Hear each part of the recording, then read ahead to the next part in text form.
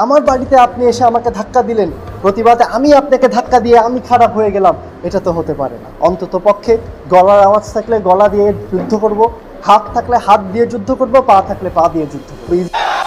জয় বাংলা, জয় বঙ্গবন্ধু।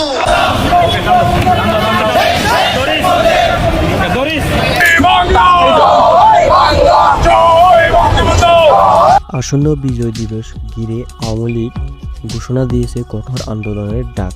রাজনৈতিক বিশ্লেষকদের মতে দলটি বিজয় দিবসে রাজপথ নিজেদের দখল রাখার পরিকল্পনা করেছে। হ্যাঁ প্রিয় দর্শক, বিস্তারিত জানতে সম্পূর্ণ ভিডিও জুড়ে সাথেই থাকুন। ভয় পাবেন না, ভয়ের কি আছে? কয়দিন বাঁচবেন? কতদিন আছি আমরা? বেশি দিন নাই। শেখ হাসিনার দেশ ত্যাগের পর এটি দলের সবচেয়ে বড় আন্দোলনের ডাক।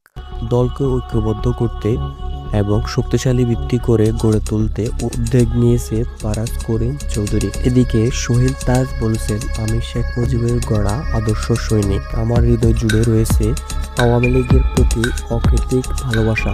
দলকে পুনরায় ক্ষমতায় আনতে রাজপথে অবস্থান নেব। আওয়ামী লীগের সাথে রক্ত দিয়ে আমাদের সম্পর্ক, রাজনীতি থেকে সক্রিয় না থাক। তো প্রিয় দর্শক, এই নিয়ে আপনার কি মন্তব্য কমেন্ট করে জানিয়ে দিন এবং পরবর্তী আপডেট পাওয়ার জন্য আমাদের চ্যানেলটাকে সাবস্ক্রাইব করে সাথেই থাকুন। ধন্যবাদ।